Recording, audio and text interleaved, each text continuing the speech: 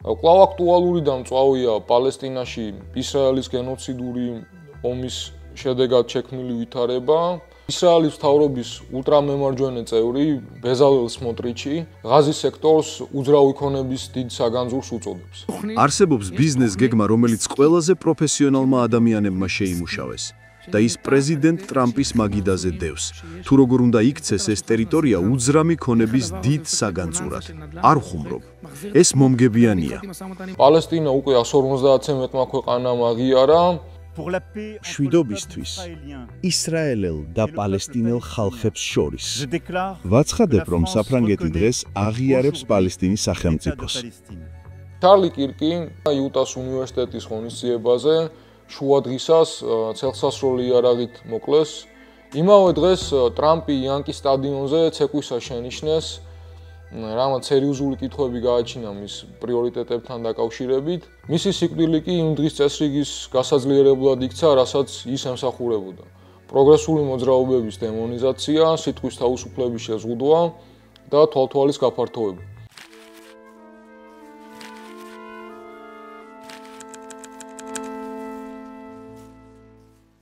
გამარჯობა. ყოველკვირეული მიმოხილვა რა ხდება მსოფლიოში, ახალი სეზონიდან განახლებული ფორმატით ბრუნდება. კვლავ აქტუალური და მწვავეა პალესტინაში ისრაელის გენოციდური ომის შედეგად შექმნილი ვითარება. ვისაუბრებ ამერიკაში კონსერვატორი აქტივისტის ჩარლი კირკის მკვლელობის შესახებ და ამის შედეგად დაწყებულ ახალ კულტურულ ომზე, ეპშტეინის ფაილების საქმეზე და იმ ავტორიტარულ საფრთხეზე, რომელიც სწორედ ულტრამემარჯვენე კირკის მკვლელობამ შეიძლება გაამძაფროს.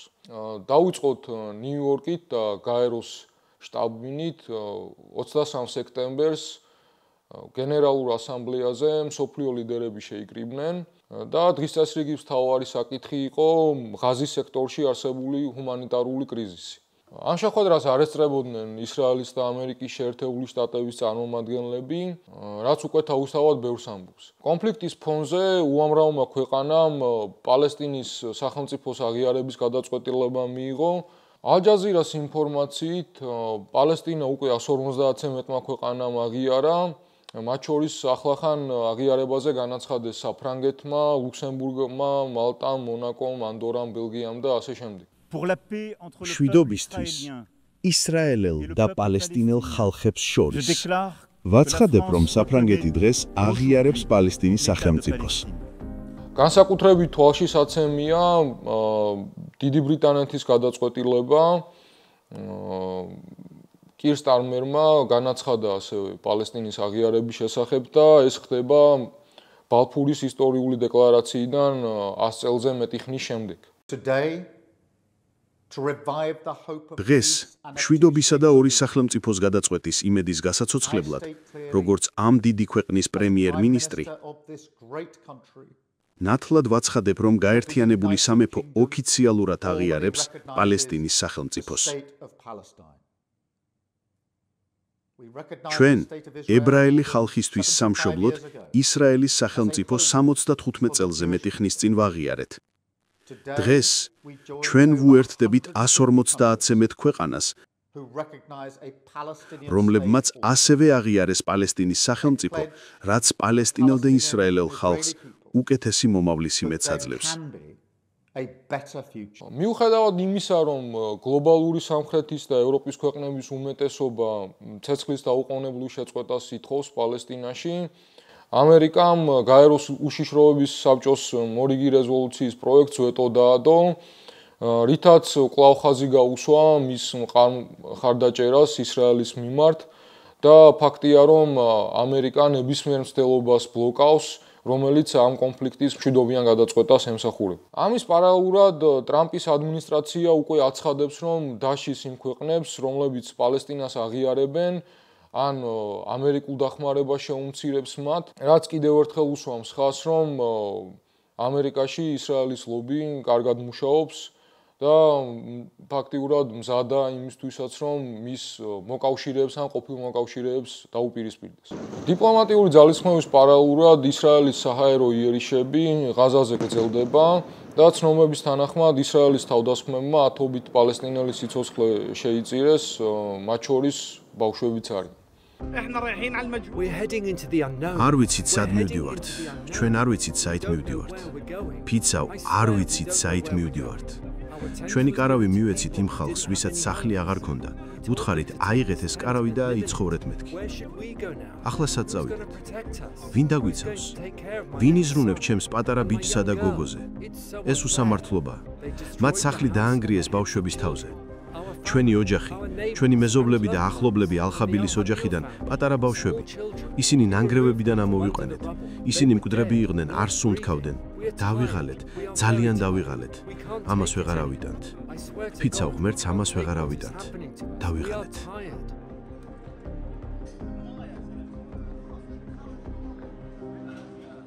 ამის პარალელურად ისრაელის მთავრობის ულტრამემარჯვენე წევრი ბეზალელ სმოტრიჩი ღაზის სექტორს უძრავი ქონების დიდ საგანძურს უწოდებს.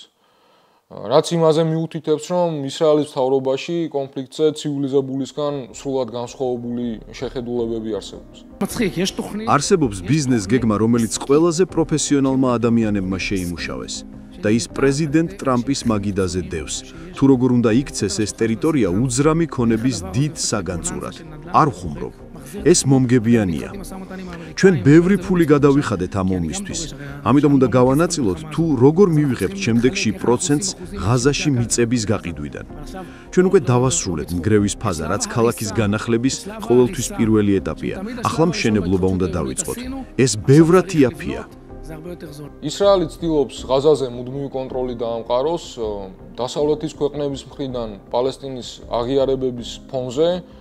ისრაელის ულტრამემარჯვენე მთავრობის წევრები საჯაროდ აცხადებენ, რომ ისინი აპირებენ დასავლეთ სანაპიროს ანექსიას და სურთ, რომ ამ ტერიტორიაზე სრული სამხედრო და სამოქალაქო კონტროლი განახორციელოს. თუმცა ისრაელის მთავრობის ზრახვები აბსოლუტურ წინააღმდეგობაში მოდის იმასთან, რაც გაეროში ითქვა. საქმე ეხება ორი სახელმწიფოს გადაწყვეტის კვლავ აქტუალიზებას. ამ გეგმის მიხედვით ისრაელისა და პალესტინის მომავალი სახელმწიფოები იარსებებენ ერთმანეთის გვერდიგვერდ მშვიდობიანად და ურთიერთპატივისცემის და ურთიერთაღიარების საფუძველზე. თუმცა მიუხედავად ორი სახელმწიფოს გადაწყვეტის კვლავ წინ წამოწევისა და ორი სახელმწიფოს პრინციპზე კვლავ ისაუბრა მაგალითად ემანუელ მაკრონმა, ბევრი მიმოხილველის აზრით ეს იდეა თითქმის მკვდარია. ისრაელის კოლონიზაციის პოლიტიკა, იქ არსებული ახალშენები და ისრაელის მიერ განხორციელებული გენოციდი ღაზის მოსახლეობის წინააღმდეგ ფაქტიურად აქრობს ნებისმიერ პერსპექტივას, რომლითაც შესაძლებელია, რომ პალესტინის სახელმწიფო როგორც დამოუკიდებელი და სუვერენული სუბიექტი ამ ტერიტორიაზე არსებობდეს. ზოგიერთი ფიქრობს, რომ უფრო მეტად უნდა გაესვას ხაზი ერთი სახელმწიფოს გადაწყვეტას, რაც იმას ნიშნავს, რომ ერთი სახელმწიფოს ფარგლებში პალესტინელმა და ებრაელმა ხალხმა უნდა შეძლონ თანაცხოვრება სეკულარულ პრინციპებზე და თანასწორობის პრინციპებზე. თუმცა ულტრამემარჯვენე ისრაელელები ამ იდეას კატეგორიულად ეწინააღმდეგებიან, რადგან ამ შემთხვევაში ისრაელი შეწყვეტს არსებობას როგორც ექსკლუზიურად ებრაული სახელმწიფო. ამავდროულად იტალიის პროფკავშირებმა მასშტაბური გაფიცვა გამართეს, რომლითაც ღაზაში სამხედრო ოპერაციის შეწყვეტა მოითხოვეს. გაფიცვაში მონაწილეობდნენ პროფკავშირები, რომლებიც ქვეყნის ტრანსპორტს, განათლებას და სხვადასხვა სერვისებს აერთიანებენ. ბრიტანეთისა და ევროპის სხვა ქალაქებშიც ასევე მრავალათასიანი პროტესტები გაიმართა და ამ მოვლენებმა კიდევ ერთხელ ხაზი გაუსვა, რომ ღაზის კონფლიქტი მხოლოდ პოლიტიკური ელიტის პრობლემა არ არის, არამედ სულ უფრო მეტად იგრძნობა ინტერნაციონალური სოლიდარობა და ადგილობრივების მხრიდან მთავრობებზე იძულება რაიმე მოიმოქმედონ, რათა ეს კონფლიქტი ახლო მომავალში მშვიდობიანად გადაწყდეს. ეკონომისტების აზრით, ისრაელის გენოციდური ომი იწვევს საერთაშორისო ეკონომიკური სანქციების და ბოიკოტის მზარდ საფრთხეს, რამაც შეიძლება ქვეყანა მძიმე ეკონომიკურ კრიზისამდე მიიყვანოს. და კითხვაზე შეძლებს თუ არა ისრაელი ეკონომიკურ იზოლაციას გაუძლოს, პასუხი სულ უფრო და უფრო ნათელი ხდება, ნაკლებად სავარაუდოა. გაეროში მიმდინარე ამბის პარალელურად ყურადღების ცენტრში მოექცა გლობალური სუმუდის ფლოტილია.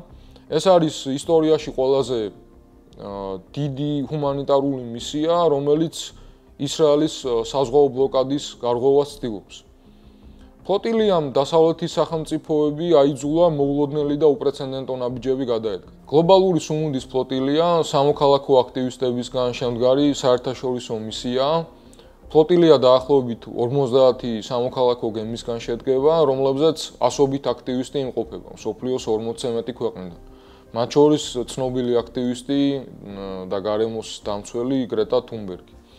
მისიის წევრებს შორის არიან ასევე ექიმები, იურისტები, პარლამენტარები და სხვადასხვა პროფესიის წარმომადგენლები. ფლოტილიის წევრთა მიზანია ჰუმანიტარული დახმარება უშუალოდ ღაზის მაცხოვრებლებს გადასცენ და ეს არის პირველი მცდელობა 2010 წლის შემდეგ, როდესაც გემი მავი მარმარა გააჩერეს, სწორედ აი ამ ჰუმანიტარული მიზნების გამო მიემართებოდა ეს გემი პალესტინაში და ისრაელის მხარე 10 აქტივისტი მოკლა, 9 ადგილზე დაიღუპა, ხოლო ერთი შემდეგ მიყენებული ჭრილობებისგან. თუმცა ამჟამინდელი ფლოტილიის მასშტაბები უპრეცედენტოა და რა თქმა უნდა ამ შემთხვევაშიც ისრაელის საგარეო საქმეთა სამინისტრო და კერძოდ მინისტრი გიდეონ საარი ფლოტილიას პროვოკაციას უწოდებს და ამბობს, რომ ისრაელი არ დაუშვებს გემების შესვლას აქტიურ საბრძოლო ზონაში. მოვლენები ზღვაზე დრამატულად განვითარდა. ფლოტილია, რომელიც საბერძნეთის კუნძულ გავდოსიდან დაახლოებით 56 კილომეტრის დაშორებით იმყოფებოდა და საერთაშორისო წყლებში მიცურავდა, ისრაელის დრონების თავდასხმის სამიზნე გახდა. აქტივისტების ცნობით, დრონებმა გემებზე შოკური ყუმბარები და ქაულის გამომწვევი ქიმიური ფხვნილი ჩამოყარეს. ამ თავდასხმის შედეგად მართალია არავინ დაშავებულა, თუმცა გემებს გარკვეული ზიანი მიადგა. ახლახან ჩვენს მისიაზე თავდასხმების სერია განხორციელდა და ჩვენი 5 ნავი იყო სამიზნე. პირველად ასაფეთქებელი მოწყობილობით დაგვარტყეს. შემდეგ ქიმიური ნივთიერება ჩამოაგდეს ულარას ნავზე. ამის შემდეგ კი ზედიზედ 3 სხვა გემს დაესხნენ თავს. ოქტარიას, დემარიას და კრისტინას. ახლა კი უკვე მეხუთე ნავიც დაზიანდა, რომელიც იმ ორ ნავს შუაშია, რომლებსაც უტევდნენ. ეს არის დამაშინებელი თავდასხმა, ფსიქოლოგიური ომის ნაწილი, რომლის მიზანია ჩვენი დაშინება და შეკავება იმისგან, რომ განვაგრძოთ ჩვენი არაძალადობრივი ჰუმანიტარული სოლიდარობის მისია ღაზაში მყოფი პალესტინელი ხალხის დასახმარებლად. ფლოტილიამ ცხადია თავდასხმაზე პასუხისმგებლობა ისრაელს დააკისრა და მოწოდებული ინფორმაციის მიხედვით დრონები განუწყვეტლივ დაფრინავდნენ მათ თავზე. ფლოტილიამ უარყო ისრაელის წინადადება, რომ დახმარება კვიპროსში დაეტოვებინათ და განაცხადეს, რომ მათი მიზანი იყო ისრაელის უკანონო ბლოკადის გარღვევა და უშუალოდ პალესტინელებისთვის მიწოდება ჰუმანიტარული დახმარებისა. აი ამ თავდასხმების შემდეგ იტალიამ და ესპანეთმა თავიანთი სამხედრო ხომალდები გაგზავნეს, რათა ჰუმანიტარული დახმარების ტვირთი და მისი თანხლები პირები დაეცვათ. ეს არის უპრეცედენტო შემთხვევა, რადგან ნატოს წევრი ქვეყნები პირდაპირ სამხედრო ესკალაციის რისკზე მიდიან. იტალიის თავდაცვის მინისტრმა გვიდო კროზეტომ განაცხადა, რომ ეს არ არის ომის ან პროვოკაციის აქტი, ეს არის ჰუმანურობის აქტი, რომელიც სახელმწიფოს მოქალაქეების მიმართ ევალებაო, ხოლო ესპანეთის პრეზიდენტმა განაცხადა, რომ მის თავის მოქალაქეებს დაიცავს როგორც დიპლომატიური კუთხით, ასევე პოლიტიკური კუთხით. Y que se respete el derecho de nuestros ciudadanos. ჩვენი მოქალაქეების უფლება უსაფრთხო პირობებში იმოძრაონ ხმელთაშუა ზღვაში დაცული უნდა იყოს. სწორედ ამიტომ გაცნობებთ, რომ ხვალ კარდახენიდან გაცურავს საზღვაო გემი, რომელიც ყველა საჭირო აღჭურვილობით არის მომარაგებული იმისთვის, რომ საჭიროების შემთხვევაში ფლოტილიას დაეხმაროს და გადაარჩინოს. რამდენიმე დღის წინ ესპანეთის საგარეო საქმეთა სამინისტრომ კიდევ 14 ქვეყანასთან ერთად ერთობლივი განცხადება გაავრცელა, რომლითაც პრემიერ-მინისტრ ნეთანიაჰუს ვაცნობეთ, რომ ჩვენ რა თქმა უნდა დიპლომატიურად დავიცავთ ჩვენს მოქალაქეებს და ამას პოლიტიკური თვალსაზრისითაც გავაკეთებთ. ამ ქმედებამ ნათლად აჩვენა, რომ ისრაელის აგრესიულ პოლიტიკას, განსაკუთრებით ჰუმანიტარული დახმარების შეფერხებას, მთელი რიგი სახელმწიფოები აღარ შეეგუებიან. ეს არის სერიოზული გზავნილი და გაფრთხილება ისრაელისთვის, რომ მისი ქმედებები საერთაშორისო სამართალზე მაღლა აღარ დგას. კვირის ერთ-ერთი ყველაზე ხმაურიანი მომენტი კი გაეროს გენერალურ ასამბლეაზე მოხდა ჩილეს პრეზიდენტმა გაბრიელ ბორიჩმა ღიად განაცხადა, რომ ისრაელის მიერ ღაზაში განხორციელებული სამხედრო მოქმედებები ჰოლოკოსტის ანალოგიური. დღეს 2025 წელს ათასობით უდანაშაულო ადამიანი კარგავს სიცოცხლეს მხოლოდ იმიტომ, რომ პალესტინელია. ზუსტად ისევე როგორც 80 წლის წინ მილიონობით ადამიანი იხოცებოდა მხოლოდ იმიტომ, რომ ებრაელი იყო. მე არ მინდა ვნახო ნეტანიახუ და მისი ოჯახი რაკეტით განადგურებული. მინდა ვნახო ნეტანიახუ და პალესტინელი ხალხის გენოციდზე პასუხისმგებელი პირები საერთაშორისო მართლმსაჯულების სასამართლოს წინაშე წარდგნენ.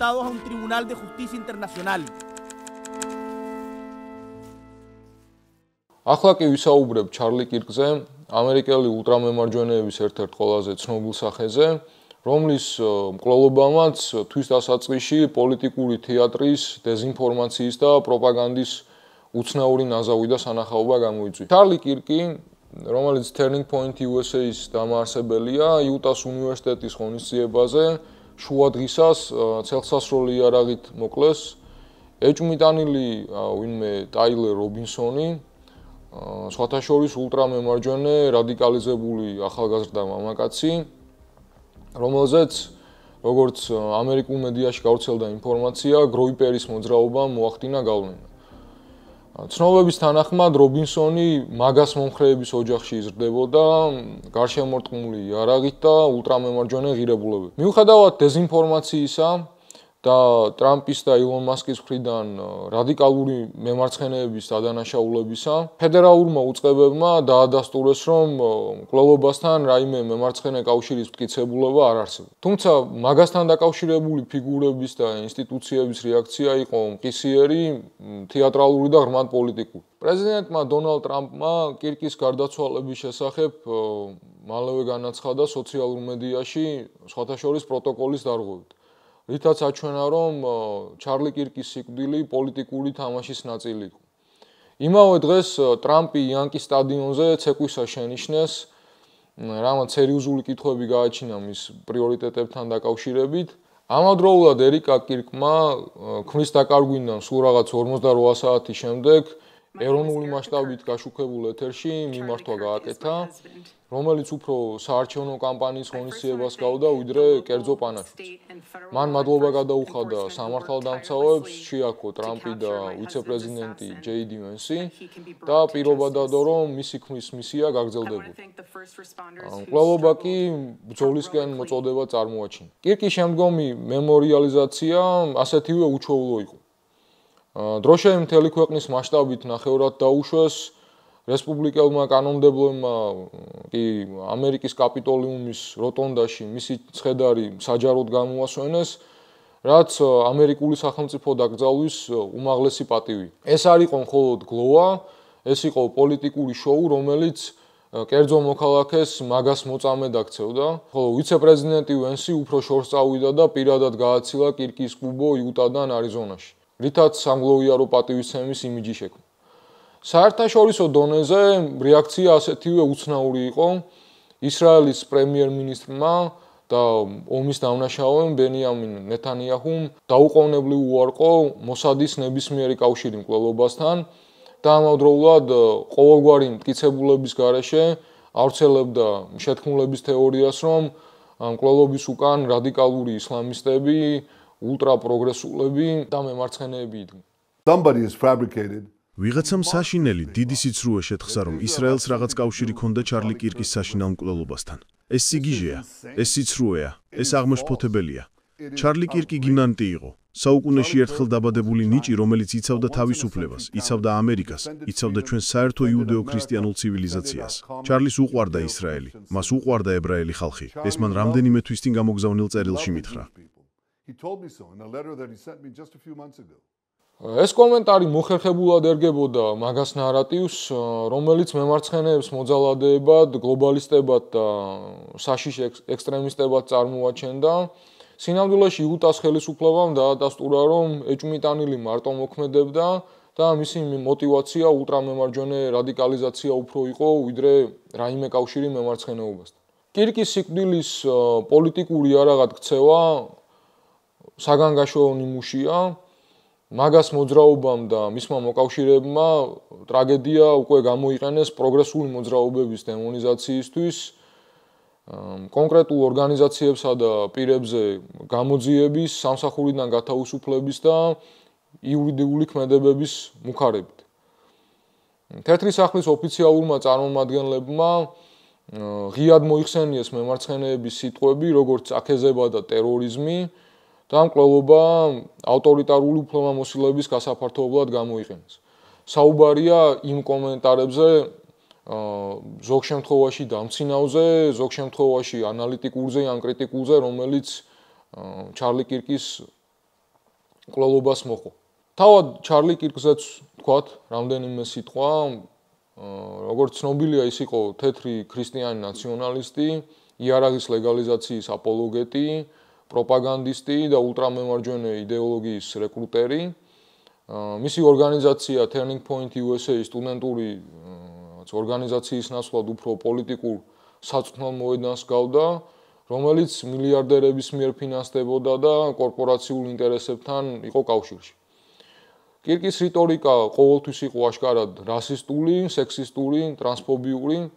ის ეწინააღმდეგებოდა სამოქალაქო უფლებებს, დასცინოდა მარგინალიზებულ თემებს და სისტემატურად აუწროვებდა ამერიკაში არსებულ ეგალიტარიანულ ფრთას.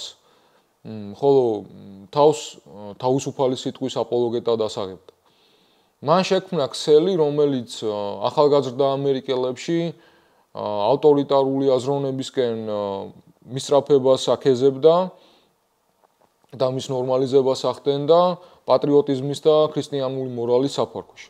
მგონია, რომ უნდა გავითვალისწინოთ, რომ ყოველ წელს სამწუხაროდ მრავალი მკვლელობა ხდება იარაღით, თუმცა მეორე შესწორება გვაძლევს საშუალებას შევინარჩუნოთ ჩვენი ღვთისგან ბოძებული უფლებები. ეს გონივრული და რაციონალური შეთანხმებაა. ეს არ ნიშნავს, რომ სინამდვილეში ტკივილს არ გრძნობ. უბრალოდ გიჩვენებთ ძალიან მოკლე კლიპს. ბილ კლინტონი 1990-იანებში ყველაფერი ემპათიასა და სიმპათიაზე იყო. ვერ ვიტან სიტყვა ემპათიას. გონია ეს ახალი დროის გამოგონილი ტერმინია, რომელსაც ხშირად ზიანი მოაქვს, მაგრამ პოლიტიკაში ძალიან ეფექტურია. სიმპათიას უფრო ვაფასებ ვიდრე ემპათიას, მაგრამ ეს უკვე სხვა თემაა. ჩარლი კირკის მკვლელობა ამერიკის მთავრობის მიერ უკვე გამოყენებული იქნა ავტორიტარული ტენდენციების გასაფართოებლად. ვიცე-პრეზიდენტი ვენსი, რომელსაც კავშირი აქვს კომპანია პალანტირთან და სხვა მაღალტექნოლოგიურ სათვალთვალო ფირმებთან, აგრესიულად უჭერს ხარს მონაცემების შეგროვებას, რაც სავარაუდოდ შიდა საფრთხეებთან ბრძოლისთვის არის განკუთვნილი. პიტერ ტილი, მილიარდერი და პალანტირის თანადამფუძნებელი, დონალდ ტრამპის ერთ-ერთი ყველაზე დიდი და გავლენიანი მხარდამჭერია. ტილი ჯეი-დი ვენსის ერთგული მენტორიც არის და მისი პოლიტიკური კარიერის მთავარი ფინანსური დონორია. ტილმა $10 მილიონი ჩადო ვენსის საარჩევნო კამპანიაში, რამაც გადამწყვეტი როლი ითამაშა ვიცე-პრეზიდენტის თავის დროზე სენატორად არჩევაში. პალანტირი ეს არის პროგრამული უზრუნველყოფის კომპანია, რომელიც ძირითადად მონაცემთა ანალიტიკაზე მუშაობს. მას ხშირად აკრიტიკებენ შეერთებულ შტატებში კონფიდენციალურობის საკითხების გამო, რადგან კომპანია მთავრობის უწყებებსა და სადაზვერვო სამსახურებთან თანამშრომლობს. მემარცხენეობასთან ბრძოლის მოტივით ეს ინსტრუმენტები გულისხმობ თვალთვალს, მონაცემების შეგროვებას. ადვილად შეიძლება ჩვეულებრივი მოქალაქეების წინააღმდეგ იყოს გამოყენებული, რაც დაემსგავსება სოციალური კრედიტის სისტემებს, რომელსაც ჩინეთში ხვდებით და რაც ძალიან ჰგავს სერიალ შავ სარკეში წარმოდგენილ დისტოპიურ სცენებს. გარდა ამისა, სკოლებშიც უმალვე შეიმჩნია საპასუხო ეფექტი. ცნობების თანახმად, ასობით პედაგოგი ქვეყნის მასშტაბით სამსახურიდან დროებით გაათავისუფლეს ან დაემუქრნენ, სავარაუდოდ კირკის მკვლელობაზე კომენტარების გაკეთების ან მაგას ნარატივების კრიტიკის გამო. განათლების დეპარტამენტმაც მიანიშნა, რომ იმ რაიონებს, სადაც კირკის ხსოვნისადმი პატივისცემა არასაკმარისად გამოხატეს, შესაძლოა დაფინანსება შეეზღუდოს. და ეს არ არის პირველი შემთხვევა ტრამპის ადმინისტრაციის დროს, როდესაც მაგას წევრები, ან თვითონ დონალდ ტრამპი, რომელიმე აკადემიურ დაწესებულებას ემუქრება იმის გამო, რომ ის მის ბჭყალებში დიად პროექტს არ უჭერს მხარს. მოკლედ, აქ ხედავთ ერთი მხრივ შემზარავ მომენტს ამერიკული პოლიტიკური და სოციალური სისტემისთვის.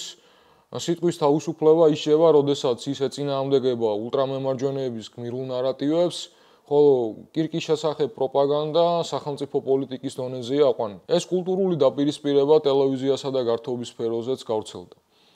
ABC-ის ცნობილი ღამის შოუს წამყვანი ჯიმი კიმელი იმის გამო გაათავისუფლეს სამსახურიდან, რომ მან მაგა და ტრამპი კირკის ყველობის ინსტრუმენტალიზაციის გამო გააკრიტიკა. კიმელის სიტყვა ეხებოდა ძირითადად ტრამპის ფარისევლობას, როდესაც პრეზიდენტს კირკის ყველობაზე ჰკითხეს, მან თეთრი სახლის საცეკვაო დარბაზის შესახებ და მისი დანგრევის და ახლიდან აშენების შესახებ დაიწყო საუბარი. შაბათკვირას ახალ მინიმუმს მივახციეთ, როდესაც მაგას დაჯგუფება სასოწარკვეთილი ცდილობდა, რომ ბიჭი, რომელმაც ჩარლი კირკი მოკლა, წარმოეჩინა როგორც ნებისმიერი სხვა, ოღონდ არა როგორც მათიანი. მათ ეს ყველაფერი პოლიტიკური ქულების მოსაპოვებლად გამოიყენეს. ბრალდებების პარალელურად პარასკევს გლოვის დღე იყო. თეთრმა სახლმა დროშები დაუშვა, რამაც კრიტიკა გამოიწვია. თუმცა ადამიანურ დონეზე ჩანს, რამდენად მძიმედ განიცდის ამას პრეზიდენტი. უსამძიმრებ თქვენი მეგობრის, ჩარლი კირკის გარდაცვალებას. შეიძლება გკითხოთ, ბატონო, პირადად როგორ უძლებთ ამ ბოლო დღენახევარს? ფიქრობ ძალიან კარგად. სხვათა შორის აი იქ, თქვენ ხედავთ სატვირთო მანქანებს. მათ ახლახან დაიწყეს თეთრი სახლისთვის ახალი სამეჯლისო დარბაზის მშენებლობა, რაც მათ როგორც იცით დაახლოებით 150 წელია სურდათ. და ის ლამაზი იქნება. დიახ, ის გლოვის მეოთხე ეტაპზეა. მშენებლობა, დანგრევა, მშენებლობა. ზრდასრული ადამიანი ასე არ გლოვობს იმ ადამიანის მკვლელობას, რომელსაც მეგობარს უწოდებდა. ტრამპმა კიმელის სამსახურიდან დათხოვნა მოიწონა და სხვა ტელევიზიებსაც დაემუქრა. თუმცა, როდესაც ჯიმი კიმელი სამსახურში აღადგინეს, მან დაბრუნების მონოლოგი ჩაწერა და სხვათა შორის იწინასწარმეტყველა, რომ მისი გადაცემის ეთერში დაბრუნება ABC-ის მიმართ ახალი მუქარის საბაბი გახდებოდა. მონოლოგის გასვლიდან 1 საათის შემდეგ პრეზიდენტმა ტრამპმა ეს პროგნოზი გაამართლა.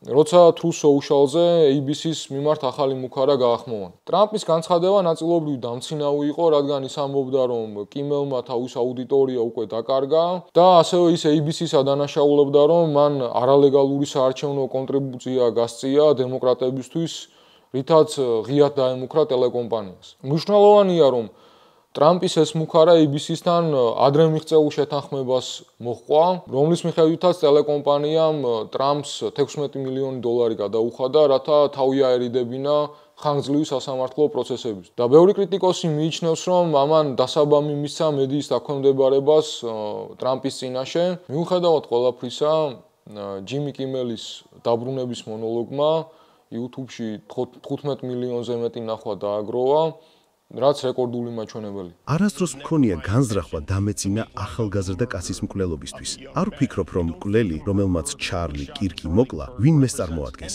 ეს იყო ავადმყოფი ადამიანი, რომელსაც ჯეროდა, რომ ძალადობა გამოსავალი იყო. და ეს ასე არ არის, არასდროს. მქონდა შესაძლებლობა შევხვედროდი და დრო გამეტარებინა კომიკოსებთან და თოქ-შოუს წამყვანებთან ისეთი ქვეყნებიდან, როგორიცაა რუსეთი და ახლო აღმოსავლეთის ქვეყნები. ისინი მეუბნებიან, რომ ციხეში ჩასვამდნენ იმის გამო, რომ ხელისუფლებაზე ხუმრობდნენ. უარესიც შეიძლება დაემართოთ ვიდრე ციხეში ჩასმა. მათ იციან თუ რა იღბლიანები ვართ აქ.